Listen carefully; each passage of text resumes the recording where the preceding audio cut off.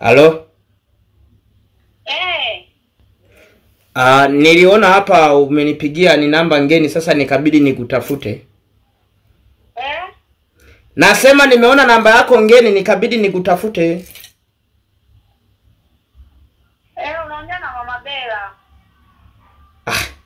Hasa we Mama Bella, tulishaga achana, bado unanitafuta ili iweje? Yaani wewe sio kwamba mimi nimekutafuta kwa ubaya. Mimi naona kama bado na hasira na mimi. Unasikia Baba Bella? Yaani Bella ananisumbua na kwambia anataka kumuona baba yake.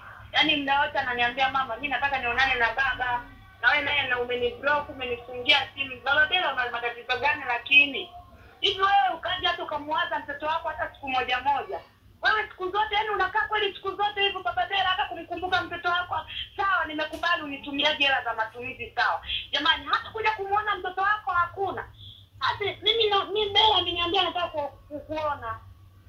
Wewe bana, hebu nisikilize kitu kimoja. Wewe kama unaona huyo anakusumbua kwa ajili yangu, hebu nikabidhi, maana mimi siwezi nikashindwa kuishi naye. Umeelewa? Lakini sio wewe. Umeelewa?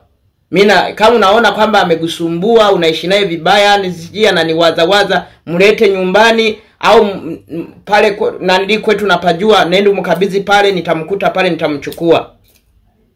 Baba Bella, tatizo nini? Mbona uko kama mtoto mdogo? Wewe kuja nyumbani kumuona mtoto ni nini? Mimi mtoto leo nimekuambia bado mpaka afike darasa la 7, mtoto mimi nitakupa. Lakini kwa sasa hivi mwacha amalize shule, akishamaliza shule hata kuja kumuona tu. Haya, umekataa kumhudumia. Naangalia kila kitu mimi mwenyewe.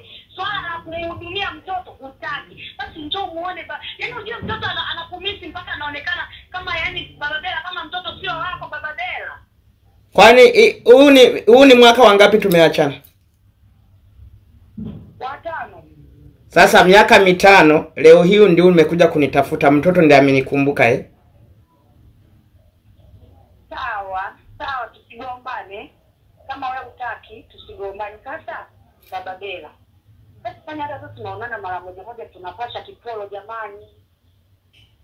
Mpumbavu kabisa, kumbe nicho ulichokuwa nitafuta unaniambia eti Bella amenikumbuka, mshenzi kabisa.